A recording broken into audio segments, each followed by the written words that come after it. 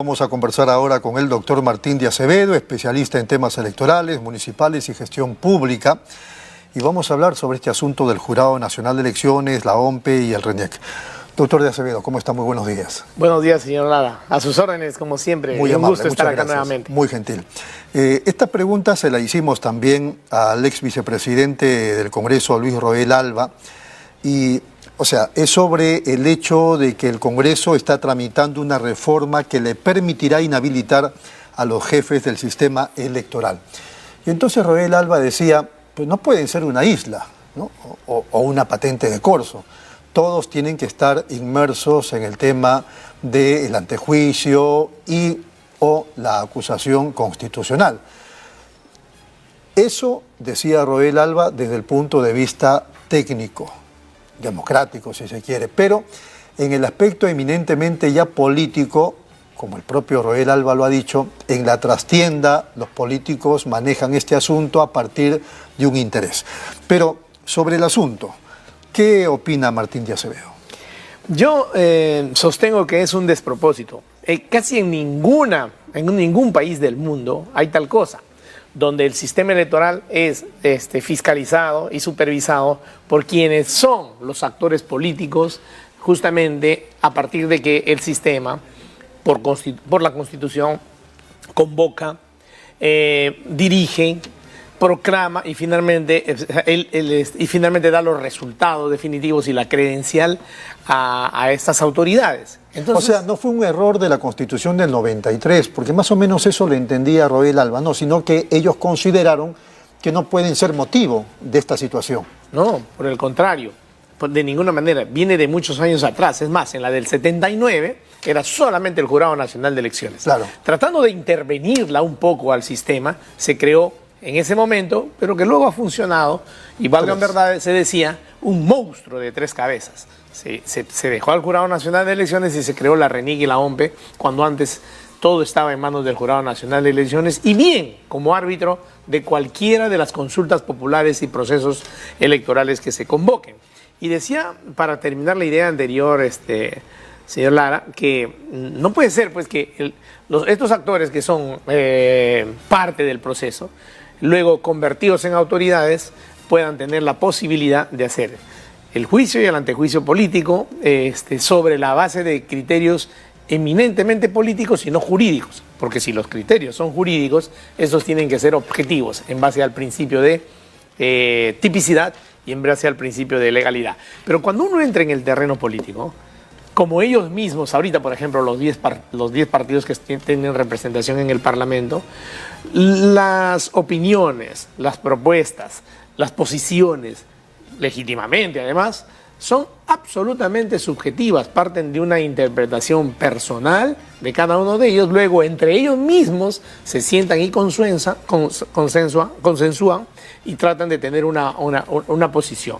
Ese procesamiento de naturaleza, de principio a fin, de naturaleza eminentemente subjetiva, luego no puede ser puesto para juzgar a los jueces electorales del proceso, porque se prestaría a una vindicta política, a la intervención sobre un organismo que siempre ha debido... ¿Y cómo si juzgan a otras entidades, a otros funcionarios de otros niveles? Porque es parte de su función fiscalizadora en la medida en que se fiscaliza la gestión que hacen estas entidades públicas, estas otras entidades públicas, partiendo además de la premisa del sistema que nosotros hemos adoptado como país, el sistema de los tres poderes del Estado, cada uno de ellos con su autonomía.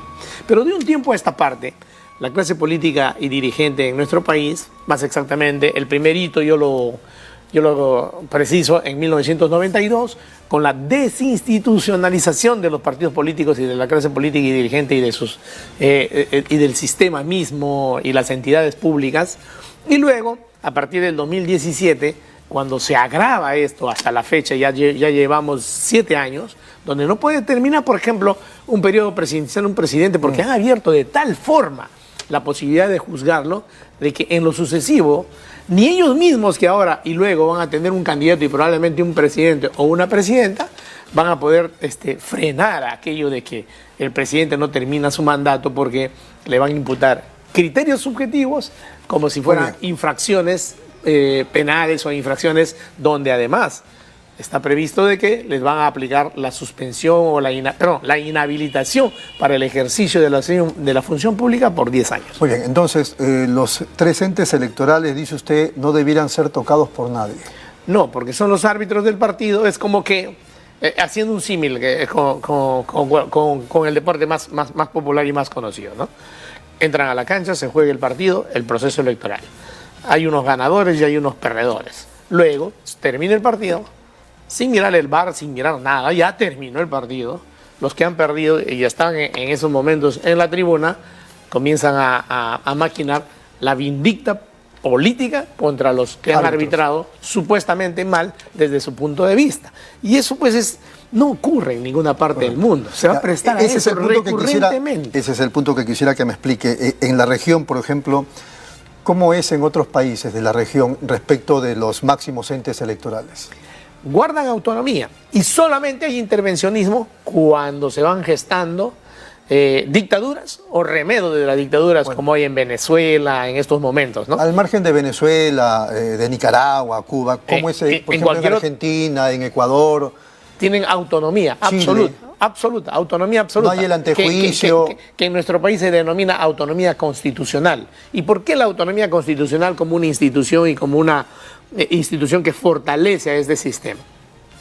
No hay ningún tipo de procesamiento, salvo que cometan delitos evidentemente probados desde el punto de vista del sistema jurídico.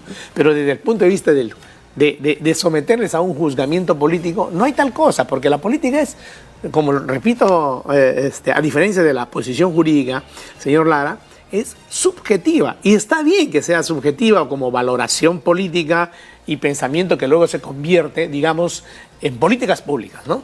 Y tratar de hacer las cosas bien y lo mejor para el país sostenidamente como política pública. Pero no pues de esa forma como se viene viendo últimamente en el país, que se legisla por capricho, se legisla reactivamente, a partir de que los dominicanos... ¿Usted cree que sea capricho y acción reactiva? ¿No le parece que es un andamiaje? Exacto, yo iba a terminar la idea. Desde el 2017...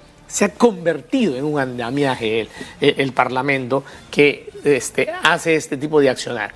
Después de cada domingo, y según las denuncias, reacciona reactivamente. Después, subjetivamente, y después, sistemáticamente, desde el 2017, en un comportamiento donde en condiciones normales se le denominaría a cualquier otro funcionario público, porque lo son además, ejercicio abusivo de un derecho a tener una función pública, sin saber que en la función pública también hay delimitaciones. La delimitación del ejercicio del cargo se llama, ¿no? O sea, yo llego hasta aquí en mis funciones fiscalizadoras, yo llego hasta aquí en mis funciones de representación y yo llego hasta acá en mis funciones legisladoras. Y perfecto, y que funcione. Y se necesita, por supuesto, como en todas partes de una democracia republicana, y a partir de la Tercera República y del modelo francés y del modelo de Rousseau y más atrás de Aristóteles, de los 3 poderes del Estado, bien que hayamos adoptado eso. Pero lo que no se espera es que, además, con estas contrarreformas que han venido haciendo desde octubre del año pasado y las últimas y las recientes, como digo yo, ¿no? Y con esto creo que estamos terminando la entrevista, pero le voy a dejar el razonamiento completo. Uno no puede pretender tener un mejor resultado si sigue usando siempre la misma fórmula y el mismo método para hacer, por ejemplo, un dulce. Exactamente igual. Ellos han regresado a las mismas normas de antes del 2018 y van a consecuentemente definir en el procedimiento de la misma forma sus candidatos. Luego, el pueblo no se puede tener la culpa ni se debe tener la culpa del resultado que ello arroje. ¿Por qué? Porque va a arrojar peores, iguales o peores congresistas que los que tenemos, en general. ¿Usted supone que alguien o algo los va a detener en su pretensión de poder tener las prerrogativas para inhabilitar a los miembros del máximo ente electoral? Desafortunadamente no. No, desafortunadamente no. Eso es inminente. Y desafortunadamente no, ¿por qué?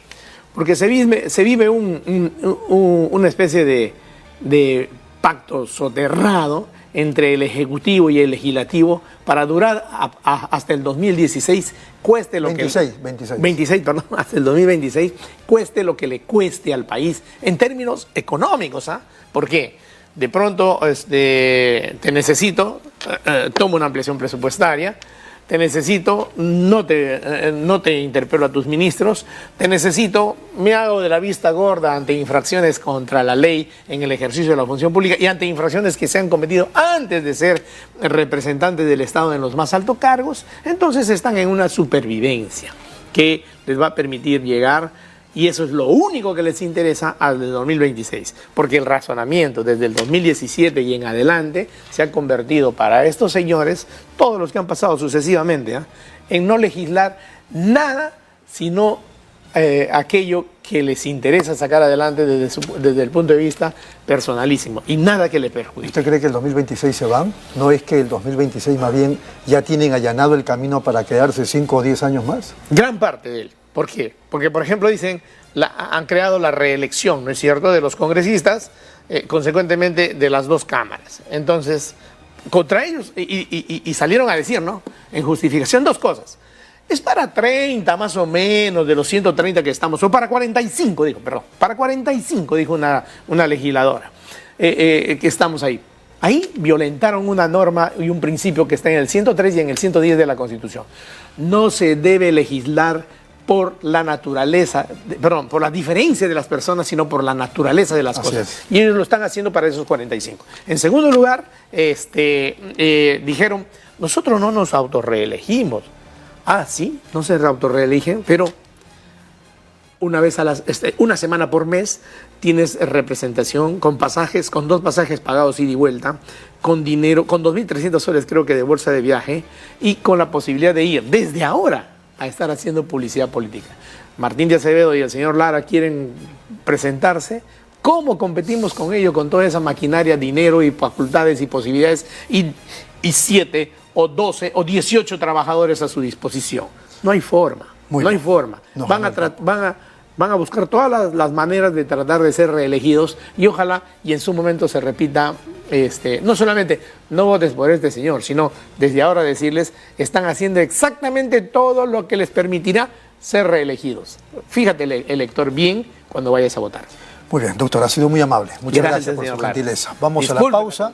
No, vamos al contrario, gracias por eso. Vamos a la pausa y regresamos con Alberto Moreno Alfaro.